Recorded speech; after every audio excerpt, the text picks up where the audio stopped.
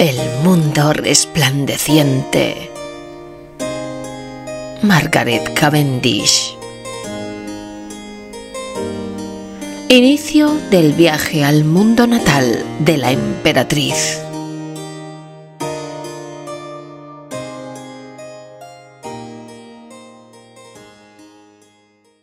Así, cuando todo estuvo preparado, la emperatriz emprendió su viaje.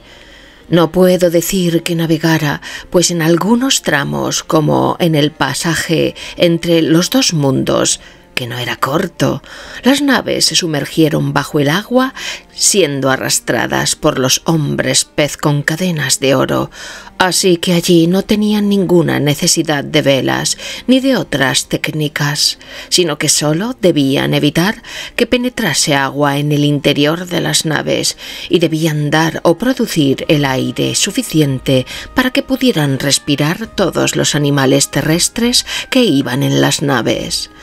Los gigantes las habían construido con tanto ingenio que aquellos que estaban en el interior no encontraron ningún inconveniente, y después de cruzar el mar de hielo, los barcos de oro reaparecieron en la superficie del agua y allí estuvieron hasta que llegaron cerca del reino que era el país natal de la emperatriz, donde los hombres oso con sus telescopios descubrieron un gran número de naves bien aparejadas y armadas que acosaban ese reino. Llegan al mundo natal de la emperatriz.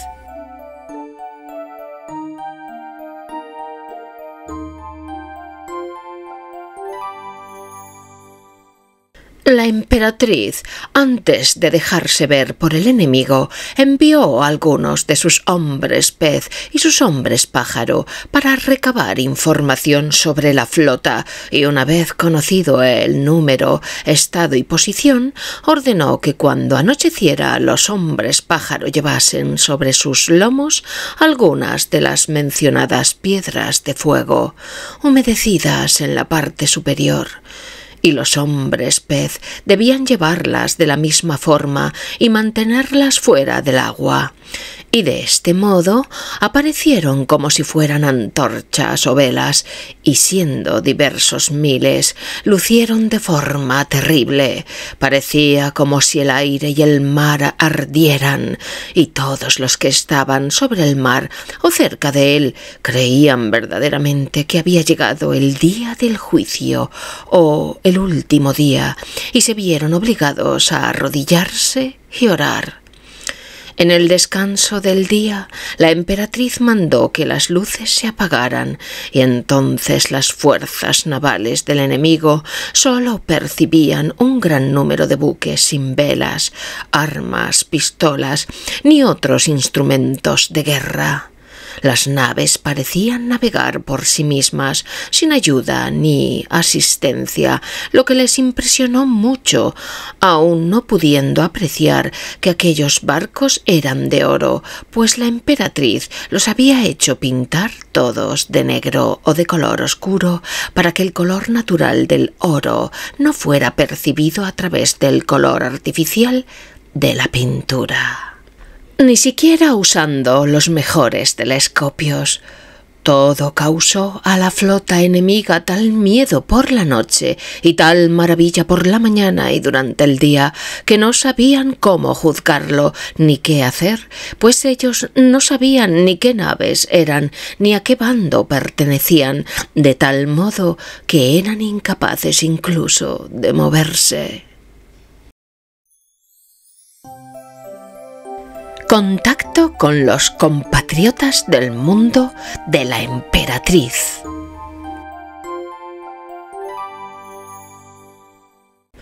Mientras tanto, la emperatriz, reconociendo los colores de su propio país, envió una carta a su general y al resto de los jefes comandantes para hacerles saber que era una gran y poderosa princesa y había acudido allí para asistirles contra sus enemigos.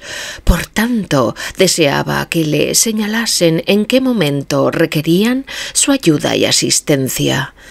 Entonces fue formado un consejo y el asunto fue debatido, pero hubo tal diversidad de opiniones que fueron incapaces de acordar qué responder a la princesa, y su enojo aumentó hasta tal punto que decidió volver al mundo resplandeciente sin prestar ayuda a sus paisanos. Pero la duquesa de Newcastle rogó a su majestad que controlase su enfado, porque, dijo, las grandes reuniones son comúnmente lentas, pues un gran número de personas tiene muchas opiniones diversas.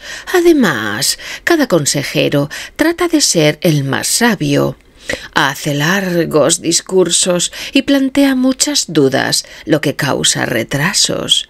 Si yo fuera consejero de tan largo disertar, respondió la emperatriz, los colgaría, pues ofrecen más palabras que consejos. La duquesa contestó que su majestad no debía estar enojada, sino considerar las diferencias entre éste y su mundo resplandeciente, pues, dijo, no son similares, sino que en éste hay más entendimientos burdos y obtusos que en el mundo resplandeciente. Al fin apareció un mensajero que entregó a la emperatriz los agradecimientos por su amable oferta, pero éste deseaba saber de dónde venía y cómo y en qué manera su asistencia podía serles útil.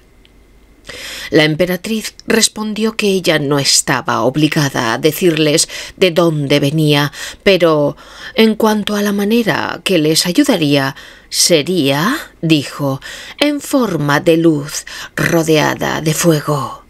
El mensajero preguntó a qué hora deberían esperar su llegada. «Estaré con vosotros», respondió la emperatriz, «sobre la 1 en punto de la madrugada». El mensajero regresó con este mensaje, que atemorizó mucho a los pobres consejeros y hombres de mar, aunque al mismo tiempo anhelaban el momento en que podrían contemplar ese extraño espectáculo. Aparición de la emperatriz a la 1 de la madrugada. La hora designada llegó. La emperatriz, vestida con piedra de estrella, apareció sobre el agua, apoyada en las cabezas y lomos de los hombres pez. Parecía caminar sobre la superficie del agua, mientras los hombres pájaro y los hombres pez llevaban la piedra de fuego encendida tanto en el aire como sobre las aguas. Al ver este panorama desde la distancia, los corazones de los compatriotas empezaron a temblar. Al acercarse les dejó sus antorchas y apareció solo con sus prendas de vestir iluminadas, como un ángel o una deidad, y todos se arrodillaron ante ella y la adoraron con total sumisión y reverencia. Pero la emperatriz solo se acercó lo justo para que su voz pudiera ser oída por todos, pues no quería que ninguno de sus pertrechos fuera visto, solamente su esplendor. Y cuando estuvo lo suficientemente cerca para que su voz fuera escuchada por todos, dio el siguiente discurso. «Queridos compatriotas, que lo sois aunque no me conozcáis, he sido oriunda de este país y, oyendo que la mayor parte de este mundo ha resuelto declararos la guerra y destruiros o debilitar el poder y la fuerza naval, he viajado desde otro mundo para prestaros mi ayuda contra vuestros enemigos. No vengo para negociar con vosotros ni para conseguir ningún beneficio. Vengo con la intención de convertir a esta nación en la más poderosa de este mundo y, por lo tanto, prefiero abandonar mi propia tranquilidad y riqueza y placer antes que veros sufrir arruinados y destruidos. Solo deseo a cambio vuestro agradecimiento y declarar mi poder y mi amor y lealtad a mi país natal, pues, aunque ahora soy una gran princesa absoluta y emperatriz de ante todo un mundo. Reconozco que una vez fui un habitante de este reino, que es una parte pequeña del mundo, y os ordenaré que creáis sin duda ninguna que puedo destruir a todos vuestros enemigos antes de que anochezca, es decir, a aquellos que perturban vuestros mares, y si tenéis alguno por tierra, estad seguros de que también os puedo ayudar a vencerlo y a triunfar sobre los que buscan vuestra ruina y destrucción. Después de esta declaración, cuando el general y todos los comandantes de sus distintas naves le expresaron su humilde y efusiva gratitud por tan gran favor, la emperatriz se encaminó hasta su flota. Pero, señor, ¿qué opiniones y juicios produjo en las mentes de sus compatriotas? Algunos dijeron que era un ángel, otros una bruja, algunos la creyeron una diosa, otros decían que el diablo les había engañado, presentándose bajo la forma de una fina dama.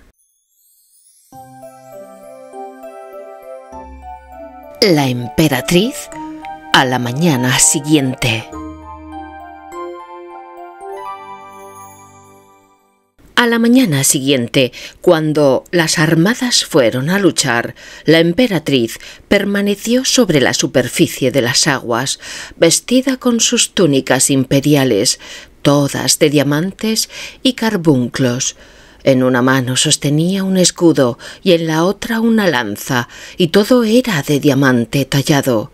Ceñía su cabeza una corona de diamantes que tenía en la parte superior una estrella de la piedra estelar que ya hemos mencionado.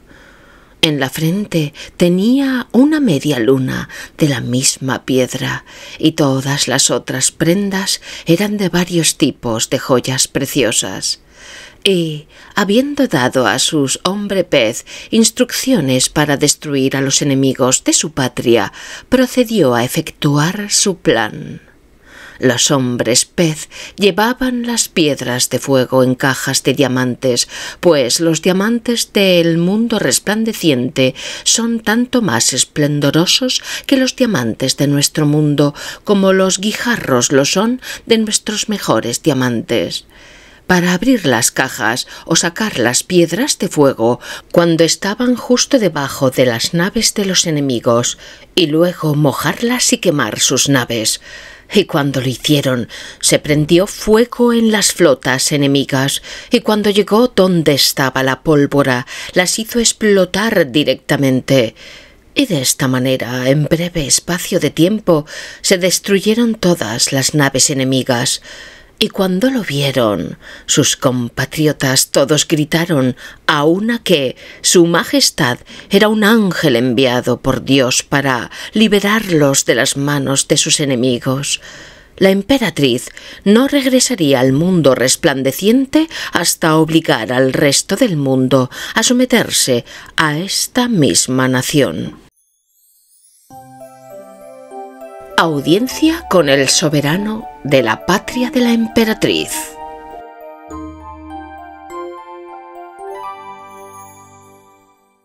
Mientras tanto, el general de todas las fuerzas navales fue a explicar al soberano la milagrosa liberación y conquista y el deseo de la emperatriz de convertirle en el monarca más poderoso del mundo. Al cabo de un rato, la misma emperatriz se presentó ante el soberano de la nación para saber en qué podía servirle. Éste le estuvo muy agradecido, tanto por su ayuda contra los enemigos como por su amable oferta para proseguir ayudando a sus naciones, pues él era rey de varios reinos. Y le dijo que aunque ella había destruido a sus enemigos por mar, éstos eran tan poderosos que obstaculizaban el comercio y el tráfico de sus dominios. Ante esto, la emperatriz contestó que ella quemaría y hundiría todos aquellos buques que no le rindiesen homenaje, y pidió inmediatamente a todas las vecinas naciones que mantenían cualquier tráfico por mar que pagasen tributo al rey soberano del lugar donde ella nació. Pero estos se negaron con gran desprecio, con lo cual su Majestad inmediatamente ordenó a los hombres pez que destruyesen todos los barcos extranjeros que estaban en el mar. Así lo hicieron, siguiendo la orden de la emperatriz. Cuando las naciones y reinos vecinos percibieron su poder, perdieron tanto el rumbo de sus asuntos y planes que ya no sabían qué hacer.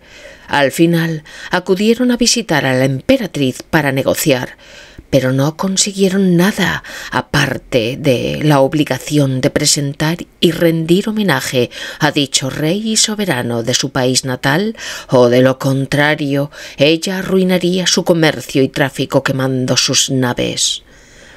Estas conversaciones se prolongaron durante mucho espacio de tiempo y, no pudiendo obtener nada, al final se vieron forzados a someterse. Así que el rey de las susodichas naciones se convirtió en el amo absoluto de todos los mares y consecuentemente de ese mundo. Pues, como he mencionado antes, las naciones de ese mundo no podían vivir sin tener tráfico y comercio por mar y por tierra. Nuevas maniobras para someter a los enemigos. Sin embargo, al cabo de un tiempo, las naciones vecinas se encontraron tan sometidas que apenas podían salir de sus dominios sin pagar un tributo. Todas acordaron reunir otra vez sus fuerzas contra el rey soberano de los dichos dominios, y cuando la emperatriz recibió la noticia, envió a sus hombres pez a destruirlos otra vez, como ya habían hecho para recordar su poder naval.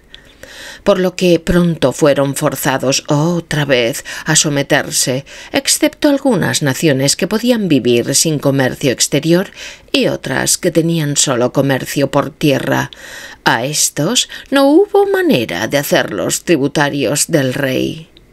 La emperatriz les dijo que, en caso de que no se sometieran, ella tenía la intención de atacar sus pueblos y ciudades y de reducirlos por la fuerza si ellos no cedían por voluntad propia. Pero ellos, al contrario, rechazaron y despreciaron el mensaje de su Majestad.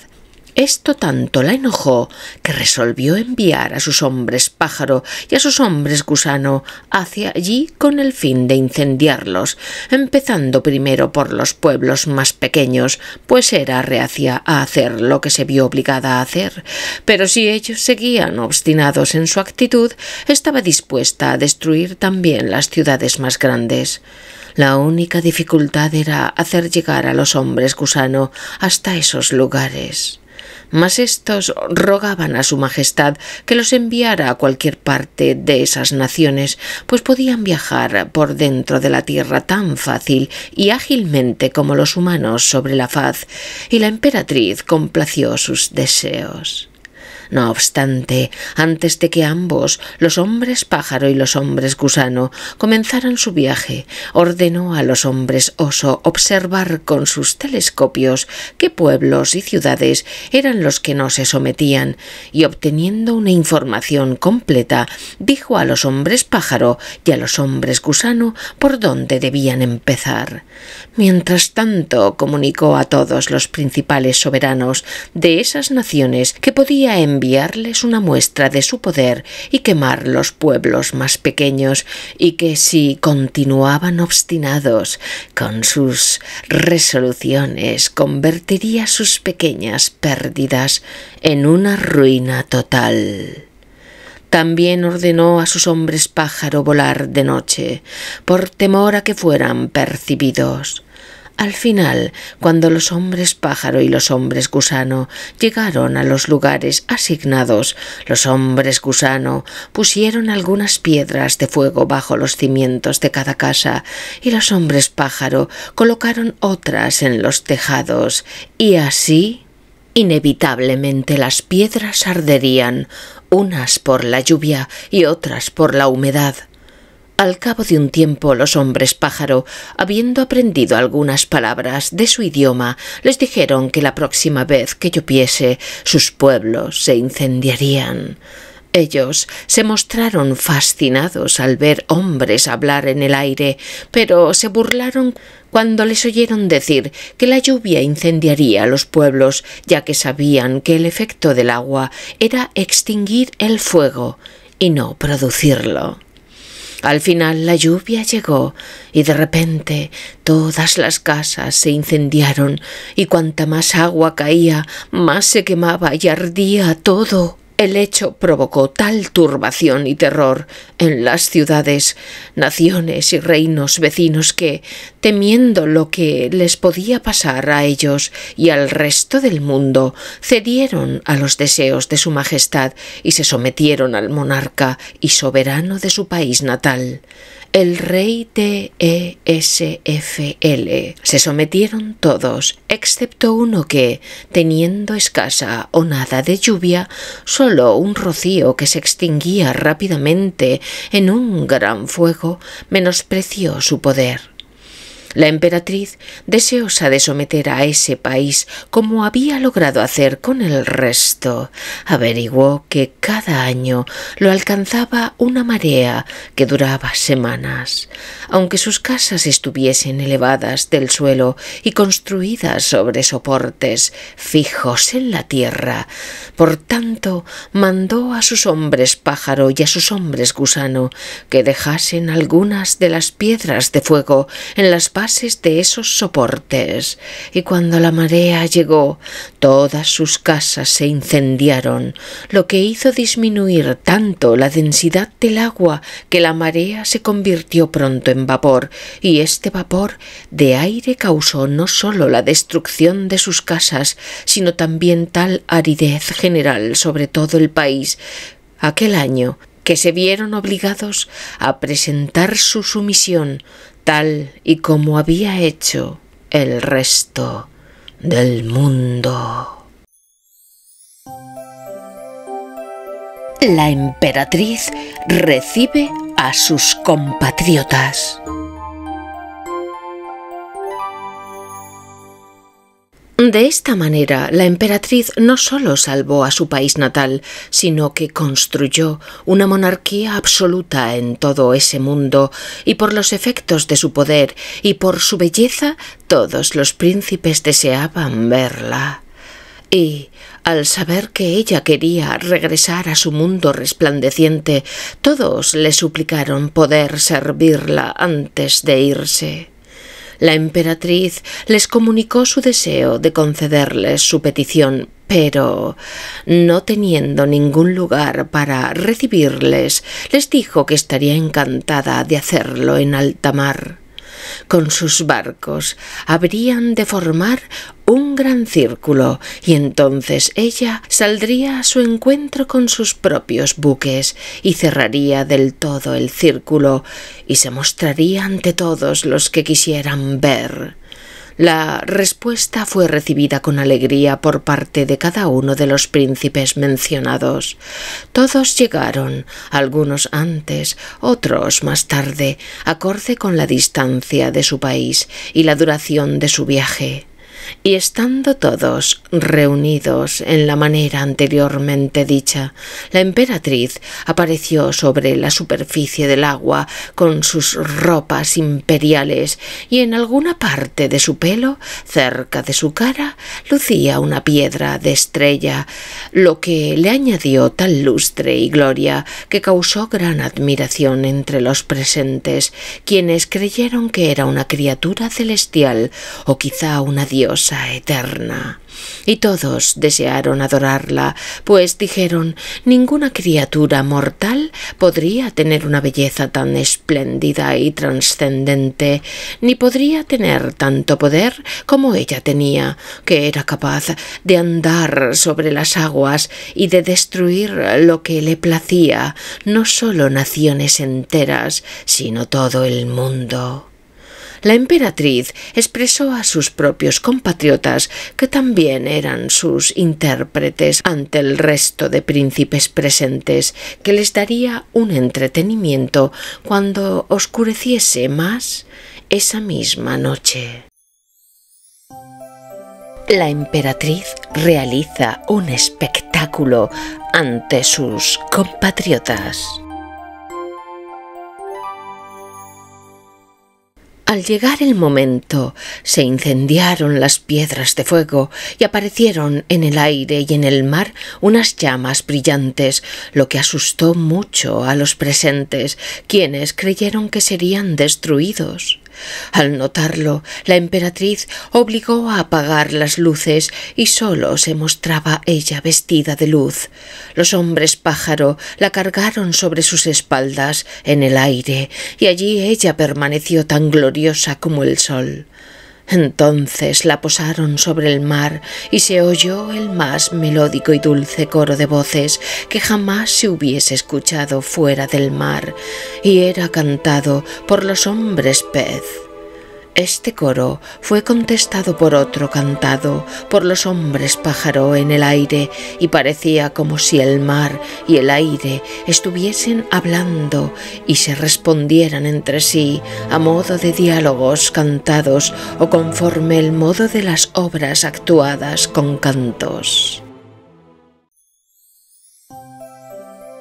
La emperatriz conversa con el rey de Esfi.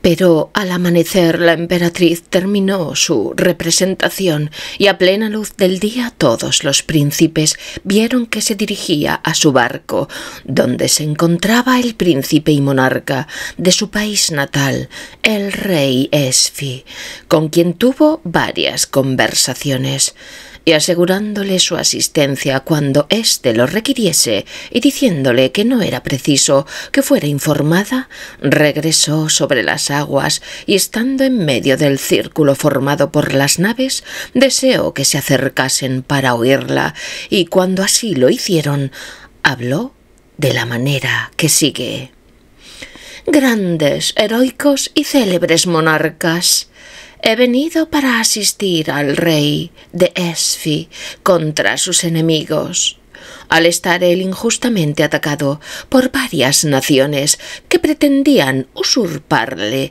sus derechos hereditarios y prerrogativas de los mares. A esta injusticia el cielo se mostró disconforme y por los daños recibidos por sus enemigos le ha recompensado con poder absoluto. Y así ahora él se ha convertido en el líder de los monarcas de todo este mundo, y su poder, aunque debéis envidiar, no podéis obstaculizar.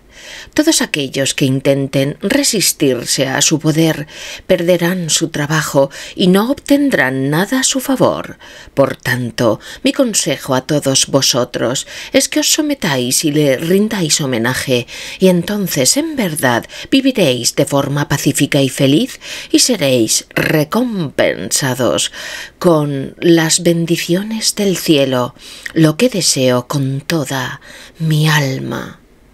Después de finalizar el discurso dirigido a los príncipes de varias naciones del mundo, la emperatriz rogó que sus naves se sumergieran y, habiéndolo hecho, su propia flota entró al centro del círculo sin ninguna ayuda visible de velas u olas, y la flota entera se hundió en el fondo de los mares y dejó a todos los espectadores en un profundo estupor. Y no quiso que ninguno de sus barcos volviese a la superficie hasta llegar al mundo resplandeciente. La emperatriz, la duquesa y sus flotas emprenden el viaje de regreso al mundo resplandeciente. Mientras duró el viaje, la emperatriz y el alma de la duquesa estuvieron muy alegres y felices, y a veces conversaron seriamente entre ellas. Entre otras cosas, la duquesa dijo que se preguntaba algo, a saber, ya que su majestad había encontrado un pasaje entre el mundo resplandeciente y el mundo de donde venía ella, ¿por qué no enriqueció a esa parte del mundo donde había nacido y ni siquiera a su propia familia, aunque tenía suficiente como para enriquecer al mundo entero? El alma de la emperatriz respondió que ella amaba a su país natal y a su propia familia como cualquier criatura podía hacerlo, y que esa era la razón por la que no los enriqueció, porque, dijo, no solo los individuos o naciones, sino todo el mundo tiene arraigado en su naturaleza el volverse loco con mucho oro y riquezas, en tan gran medida como para destruir a su prójimo a causa de ello. A lo que la duquesa preguntó: «¿El motivo de esto es que ellos tienen tan poco oro y riquezas que les enloquecen las ansias de tenerlo?» «No», respondió el alma de la emperatriz, «su codicia particular está más allá de toda la riqueza del mundo más rico. Cuantas más riquezas tienen, más codiciosos se vuelven, pues su codicia es infinita. Pero», añadió, «si existiera un pasaje entre el mundo resplandeciente y el mundo de donde vienes, te llenaría de todas las riquezas que deseases». El alma de la duquesa dio a su majestad sus más humildes gracias por su favor y le dijo que ella no era codiciosa ni deseaba más riquezas de las que tenía su señor y esposo antes de la guerra civil. «Tampoco», dijo, «las desearía para mí, sino para la posteridad de mi señor». «Bien», dijo la emperatriz, «enviaré a mis hombres pez a usar toda su habilidad e industria para encontrar un pasaje hacia el mundo donde está tu señor y esposo». «Ciertamente creo», respondió la duquesa, «que no existe un pasaje hasta ese mundo, pero si lo hubiera, no pediría a su majestad oros ni joyas, sino solo el elixir que crece en el medio de las arenas doradas para preservar la vida y la salud». Aunque sin pasaje es imposible llevar ninguna cosa, pues algo material no puede viajar como un ser inmaterial, como lo hacen las almas y los espíritus. Tampoco las almas requieren una cosa que pueda revivir o prolongar sus vidas, pues son inalterables, y por eso sólo si las almas fueran como cuerpos, entonces mi alma podría tener el beneficio del elixir natural que crece en el mundo resplandeciente. «Deseo con fervor», dijo la emperatriz, «que se pueda encontrar un pasaje, y entonces ni tu señor ni tú tendréis por qué desear salud ni larga vida. Te amo tanto que te convertiría en una reina tan grande y tan poderosa como yo lo soy del mundo resplandeciente». El alma de la duquesa dio las gracias humildemente a su majestad y le dijo que apreciaba y estimaba su amor por encima de todas las cosas de la naturaleza.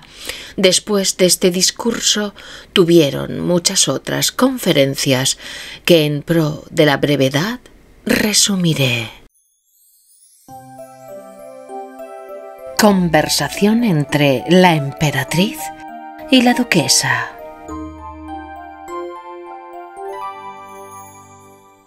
El alma de la emperatriz preguntó a la duquesa la razón por la que, cuando estaba unida a su cuerpo, se deleitaba tanto en ser singular, tanto en su vestimenta como en su conducta y discurso.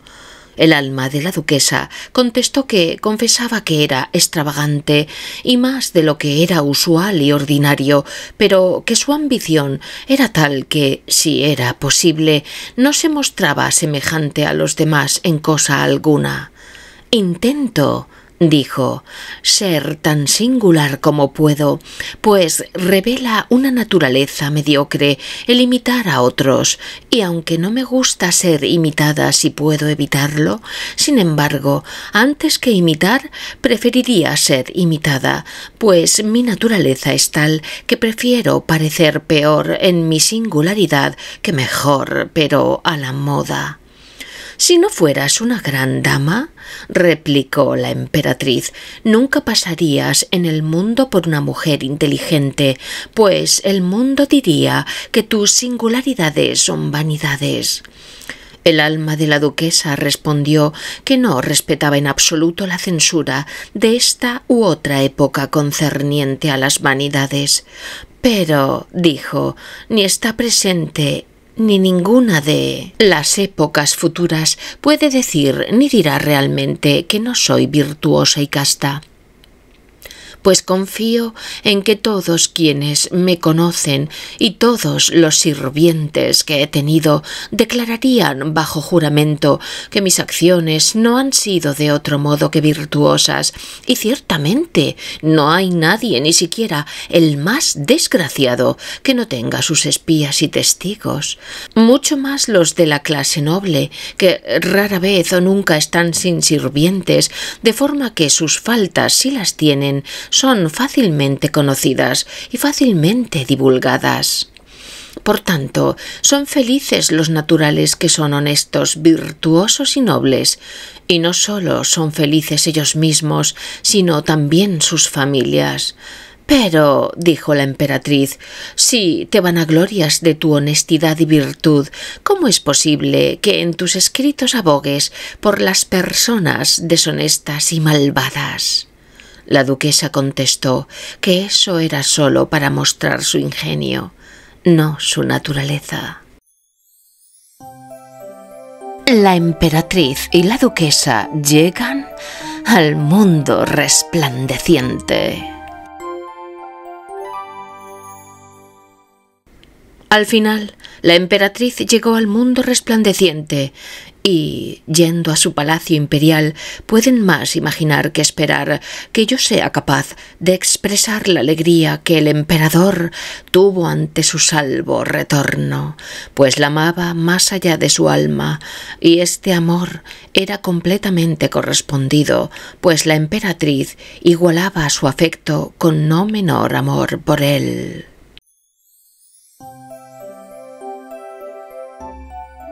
Visita a los establos.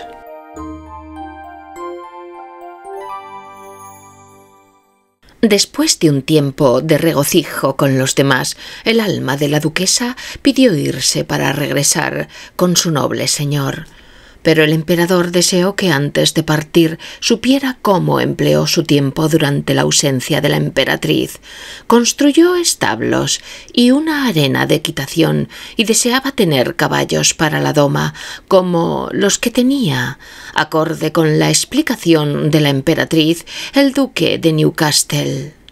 El emperador preguntó a la duquesa sobre la forma y estructura de los establos y edificios de equitación de su señor.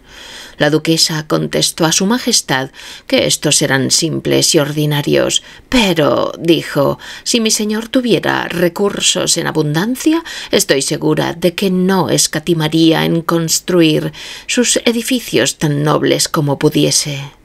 Entonces el emperador mostró a la duquesa los establos que había construido, que eran los más señoriales y magníficos que podían existir. Entre otras edificaciones estaba un doble establo que albergaba 100 caballos en un lado. El edificio principal era de oro, revestido con varias clases de materiales preciosos. Los arcos del techo eran de ágata, las paredes estaban forradas con coralina y el suelo pavimentado con ámbar. Los comederos eran de madreperla, los pilares, como también los pasillos o galerías alrededor de los establos, eran de cristal. La parte delantera y la puerta eran de la turquesa más cuidadosamente cortada y tallada. El edificio de equitación estaba repleto de zafiros, topacios y similares. El suelo era todo de arena dorada, finamente tamizada, y era en gran medida suave y nada perjudicial para los cascos de los caballos, y la puerta y el frontispicio eran de esmeraldas curiosamente talladas. Conversación sobre las obras de teatro.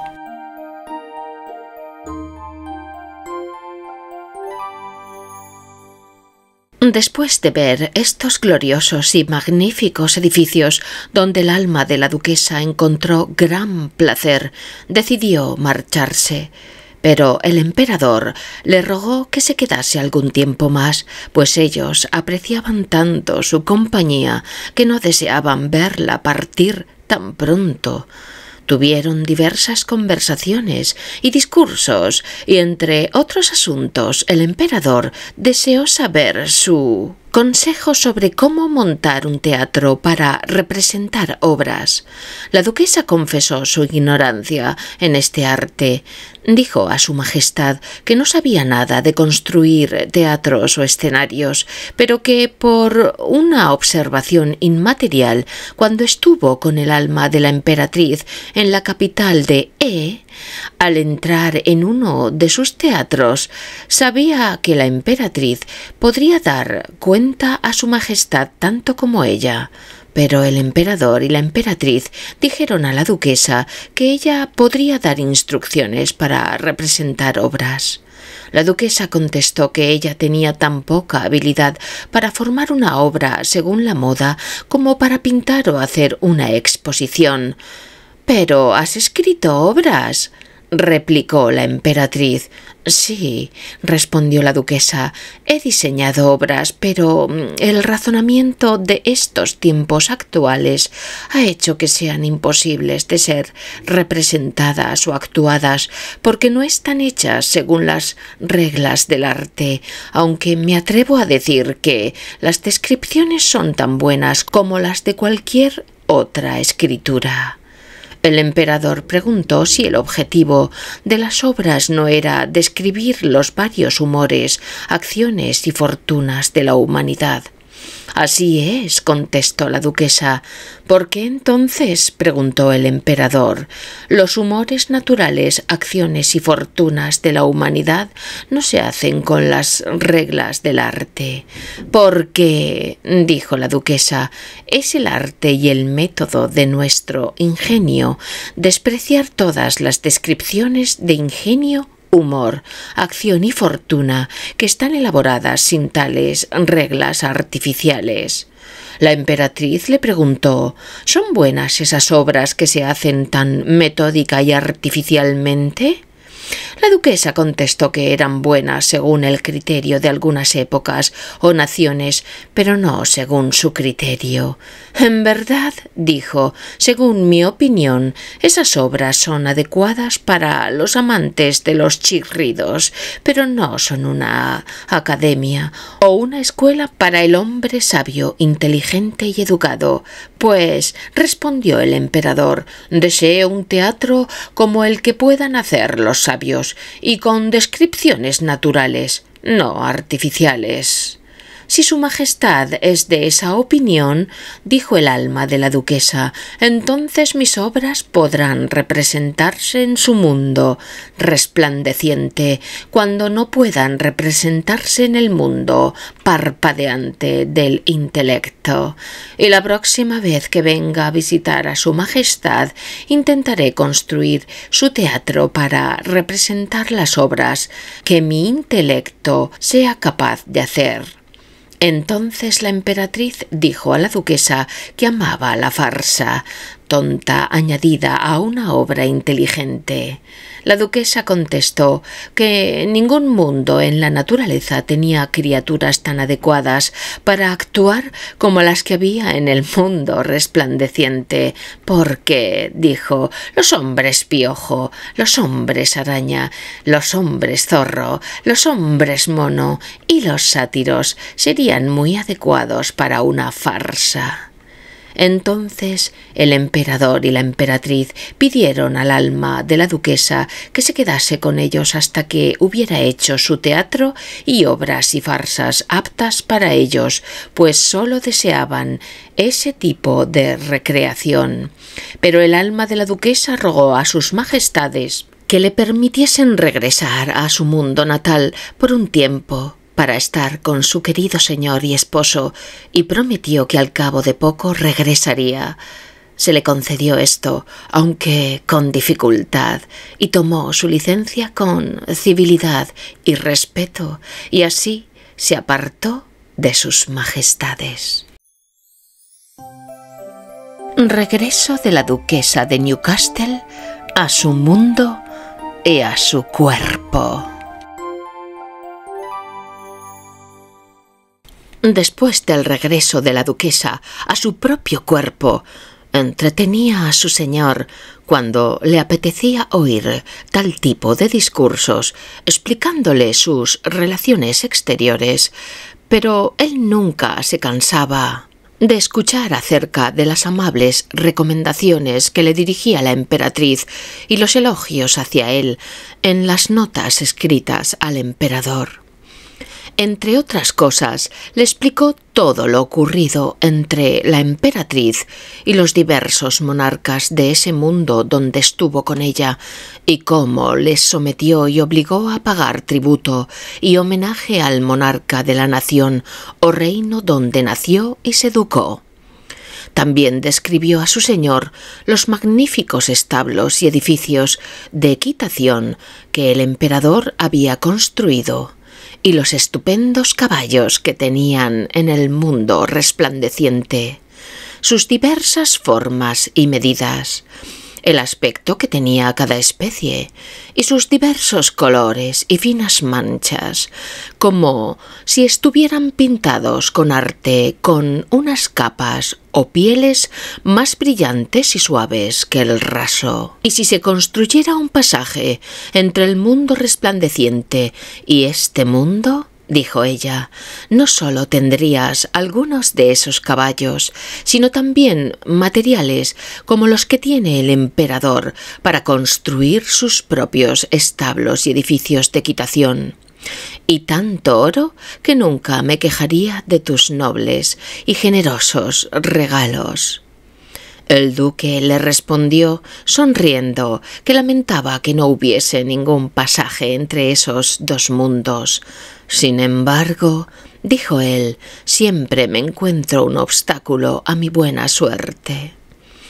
Una vez la duquesa casualmente habló con alguno de sus conocidos de la emperatriz del mundo resplandeciente y le preguntó qué pasatiempos y recreaciones deleitaban a su majestad. La duquesa contestó que ella pasaba la mayor parte de su tiempo estudiando las causas y efectos naturales, lo que era su principal deleite y pasatiempo, y que le agradaba debatir a veces con las más instruidas personas de ese mundo. Y para complacer a su emperador y a sus nobles, quienes todos eran de raza real, salía a menudo a tomar el aire, pero rara vez durante el día, siempre de noche, si es que se podía llamar noche. Pues, explicó, las noches allí están tan iluminadas como los días a causa de las numerosas estrellas resplandecientes que son esplendorosas, pues sólo su luz es más blanca que la del sol. Y así como la luz del sol es caliente, la de aquellas es fría, pero no tan fría como la luz parpadeante de nuestras estrellas. Y la luz de su sol no es tan caliente como la del nuestro, sino más templada. En la parte del mundo resplandeciente donde reside la emperatriz siempre hay luz y nunca hay tormentas, tempestades, nieblas o brumas. Solo tienen rocíos refrescantes que nutren la tierra. Su aire es dulce y templado, y como dije antes, hay tanta luz cuando no hay sol como cuando lo hay, lo que provoca que este periodo que nosotros llamamos noche sea más agradable que el día.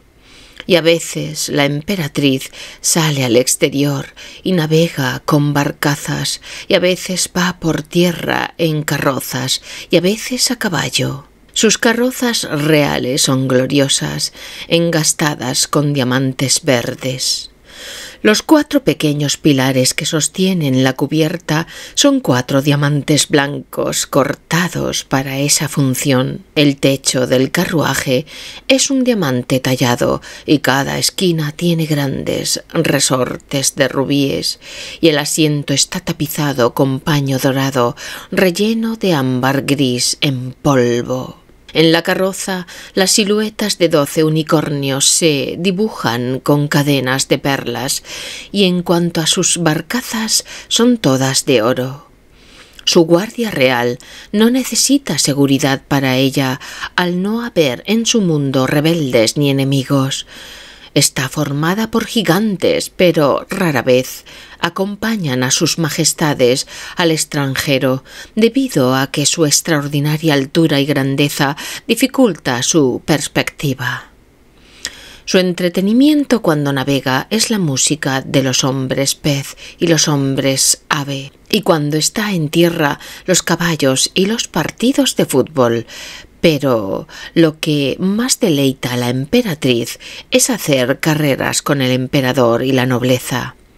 Algunas carreras son entre los hombres zorro y los hombres mono, a lo que a veces los sátiros se esfuerzan en alcanzar, y a veces son entre los hombres araña y los hombres pulga. También hacen varias carreras en el cielo entre diversos tipos de hombres pájaro y de hombres mosca, y carreras en el agua entre diversos tipos de hombres pez. El emperador, la emperatriz y sus nobles también se deleitan en las comidas. En el mundo resplandeciente hay frutos deliciosos de diversos tipos y de algunos nunca vistos ni probados en nuestro mundo. La mayoría son tentadoras variedades de frutas. Una vez terminadas sus comidas, bailan, y si están sobre el agua, danzan sobre ella, al haber tantos hombres pez juntos, ya que pueden bailar encima de sus lomos sin miedo a ahogarse. Su música, tanto vocal como instrumental, es acorde con los diversos lugares.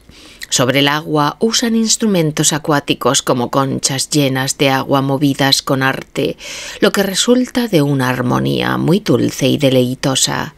Y los bailes ejecutados sobre el agua son en su mayoría similares a los que nosotros llamamos baile acuático, en los que ellos no levantan mucho sus pies. En los prados o en los llanos tienen instrumentos de viento mucho mejores que los de nuestro mundo, y cuando bailan en el bosque tienen instrumentos de cuerno que, aunque son un tipo de instrumentos de viento, tienen una forma diferente a los anteriores. En sus casas tienen instrumentos similares a nuestras violas, violines, tiorbas, laúdes, cítaras, guitarras, clavicordios y similares, pero tan distintos a los nuestros que no se puede expresar la diferencia. Y como sus lugares de baile y su música son distintos también, lo es su manera de bailar. En estas y en semejantes recreaciones se entretienen el emperador, la emperatriz y su nobleza.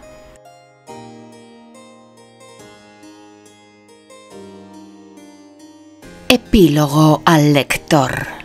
Con esta descripción poética, el lector puede percibir que mi intención no es solo ser emperatriz, sino también autora de un mundo entero, y que los mundos que he creado, tanto el resplandeciente como el mundo filosófico, mencionado en la primera parte de esta descripción, están enmarcados y compuestos por las más puras, es decir, racionales, partes de materia que son partes de mi mente, por lo que la creación fue más fácil y rápida que las conquistas de los dos célebres monarcas del mundo, Alejandro y César. No he causado disturbios ni disoluciones de individuos, también denominadas muertes, como ellos hicieron.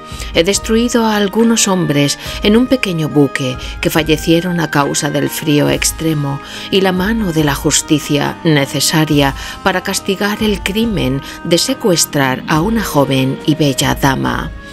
Y en la formación de estos mundos he tenido más gozo y gloria que Alejandro y César al conquistar el mundo terrestre, y, aunque he construido mi mundo resplandeciente como un mundo pacífico, permitiendo una religión, una lengua y un gobierno, podría haber creado otro mundo lleno de facciones, divisiones y guerras, igual que este está lleno de paz y tranquilidad. Y las figuras racionales de mi mente podrían expresar tanto coraje para luchar como Héctor y Aquiles, y ser tan sabios como Néstor, y tan elocuentes como Ulises, y tan bellos como Helena, pero he preferido la paz antes que la guerra, el ingenio a la política y la honestidad a la belleza.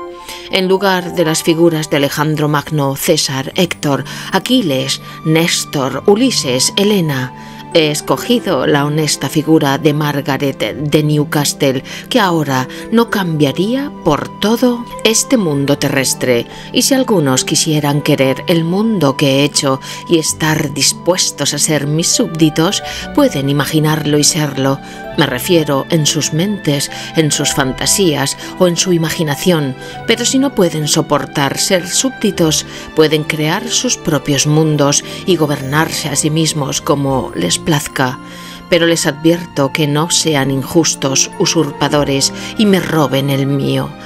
Por lo que atañe al mundo filosófico, yo misma soy la emperatriz, y en el mundo resplandeciente, en el que hay ya una emperatriz que gobierna con gran sabiduría y diligencia, emperatriz que es mi querida amiga platónica, nunca podré permitir que algo injusto, traicionero o indigno moleste a su gobierno, y menos aún que alguien, por su deseo, le deponga de su trono imperial, sino que antes preferiría crear otro mundo para otro amigo.